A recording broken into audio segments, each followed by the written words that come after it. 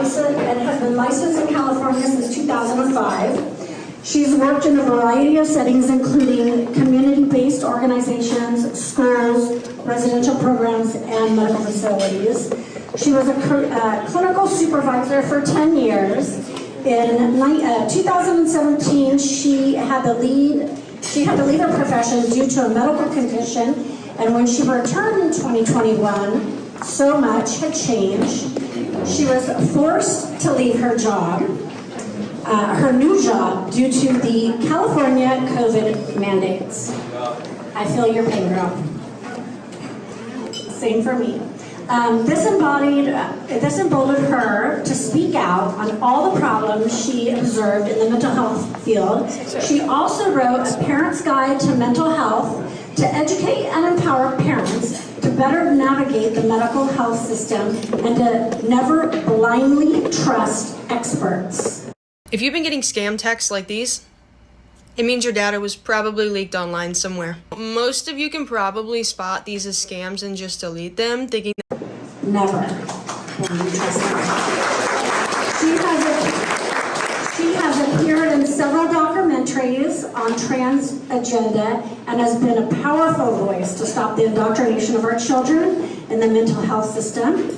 Pamela's website is thetruthfultherapist.org, which is on here. It's in your pamphlet. It's in the pamphlet. And everybody today leaves with this purple bag, which has a lot of resources and information for you. So without any further ado, Pamela, thank you.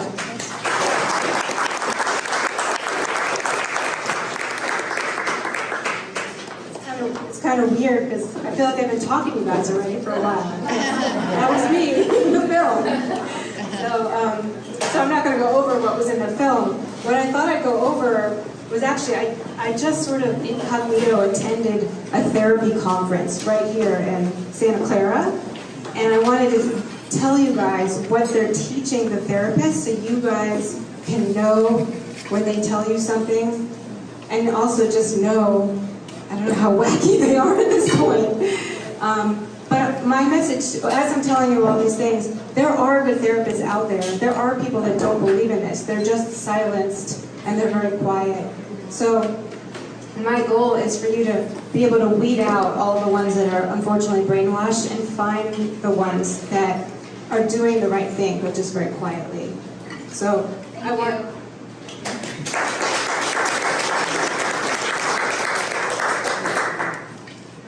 Okay, so first of all, in there, I talked about the DSM, which is the Diagnostical Statistical Manual that we use to diagnose people with mental health disorders.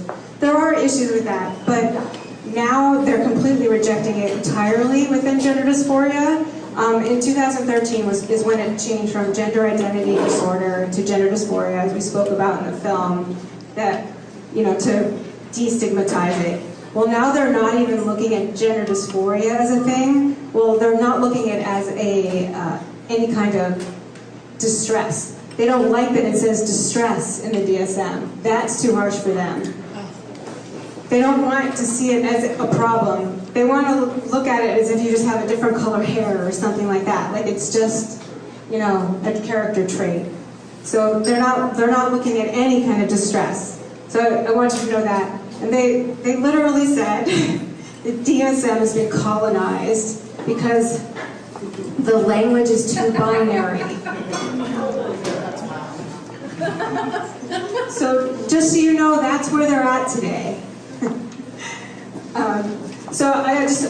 As you saw in the film, therapists are trained basically to shut out the family and the parents.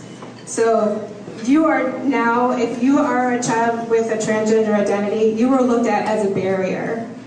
And I took an entire training on how to support parents of transgender identity. But what that training really was how to manipulate you to go along with all the transgender medicine.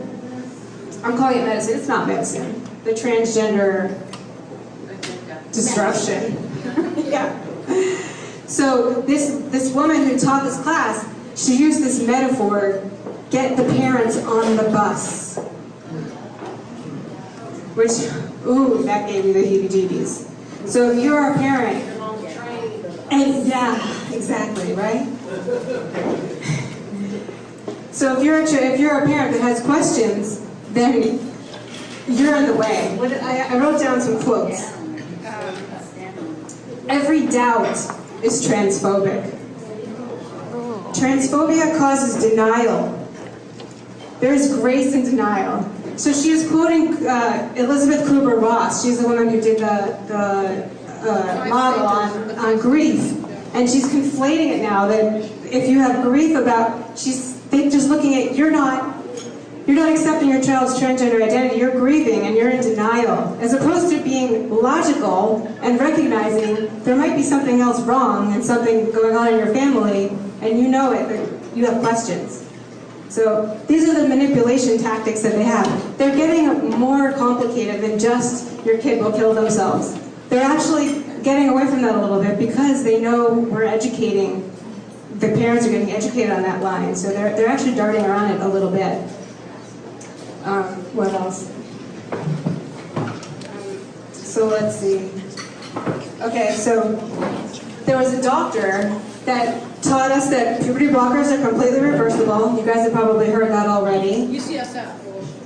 Yeah, they do that at UCSF. This woman was from Los Angeles Children's Hospital. She put a column, 3 different columns. One, things that are reversible, and she put puberty blockers in the same column as getting a new haircut and wearing different clothing. This was an MD to a group of over 100 therapists, professionals, and people were believing it. So this is why people think this is okay. They're not using their critical thinking. They're listening to a doctor, an expert, tell them this. So we all know it's not reversible. We know that there's an FDA warning against puberty blockers, and it will cause brain swelling, and vision loss, and bone problems, and a whole host of other things that I think Erin will tell you about. It's in your packet. But this is what they're teaching. The other really thing, I try to understand. I mean, at this point when I did this documentary, I didn't really know how they think. I just didn't understand. I was just like, what are they doing? Well, so they believe that gender dysphoria is what's causing depression or anxiety or other issues, as opposed to how I would think, and any other logical person would think, if you are anxious and depressed, you might gravitate towards being trans because of all the issues we talked about, having a sense of belonging and so on. So there's just so many things. I don't want to take up too much time here. Let's see. Oh, there's a lot of victim and oppressor narratives. So they brought in race. So this was a line. If you're a racialized person, you already experience white supremacy and oppression.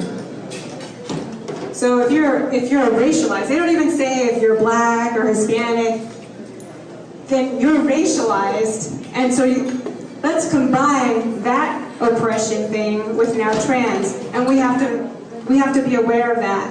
And if you as a parent or anyone doesn't acknowledge the victim oppression narrative, then you're a bigot. So, I was directly instructed to call CPS if a parent does not affirm, because I was told that I should be concerned about the child's safety. I just learned this past Friday, by the way. That's how recent this was, in Santa Clara. The other thing I was also instructed was if there was a custodial battle between 2 parents, that I should favor the parent that affirms the child if that's happening, and shut out the parent that is not, and not work with them together and listen to both sides. That's another thing I was trained. Let's see, what else?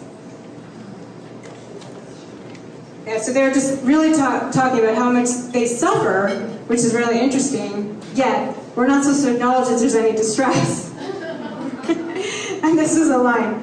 At what point is it mean to let these children suffer? Because we have to affirm them. If we don't affirm them, they suffer. So these are the things, and I really felt like the swirlies going around. You know, honestly, even myself, clearly I'm aware of what's going on. I'm in the documentary. I know what's going on. And even while I was sitting there, I felt myself getting manipulated because they were talking so fast. They were using all this language, and they didn't leave any time for questions or time for you to stop and think for a minute and be like, wait a second. So, oh yeah, and by the way, they are now going by, starting age 3, children know themselves. Try 30. I mean, actually, there was a Boston Children's Hospital video that said they know in utero, but then they got in trouble because when you're in utero, you're just across the cell, so there was like a problem with that, so they took it down. So, but I could go on, but you get the idea.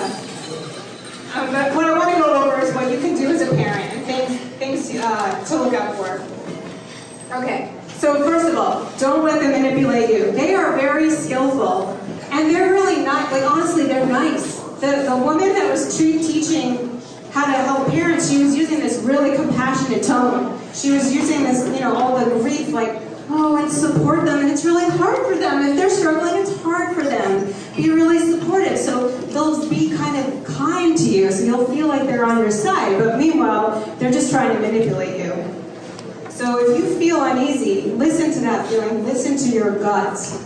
That's my big message to parents. And that goes across the board for doctors, teachers. Listen to your gut. Don't let someone with letters behind their name intimidate you if you think something's wrong and something's off. You are the parent.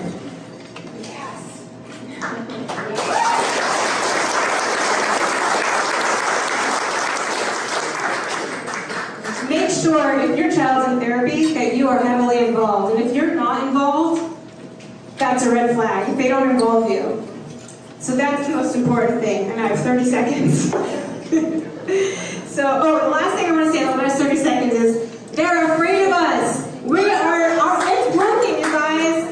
That instructor, she said, oh my gosh, there's all these bills, and we're really afraid, and we're now everything's being set back, and it's really terrible. And I was secretly, quietly in the back of the room cheering in my mind because she said, oh, we made all this progress, but now we're not making progress. So what we're doing, it's working. It is working.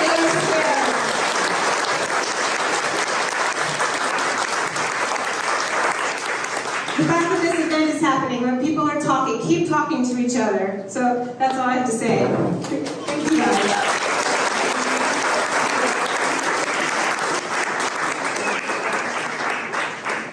Amazing, thank you. It's just crazy what they're forcing. Yes. Physicians and therapists. Wait, actually, can I say one more thing? Yeah. Absolutely. I just want to say, when I was at the conference and I had one-on-one conversations with every single person that I had, they didn't know this was going on, the people that weren't in the room with me. And they disagreed with me. Even really far left people, they were surprised. So a lot of people really just still aren't aware, even those on the left. They kind of make this assumption that, oh, they're still exploring and they go to gender clinics. So they're pushing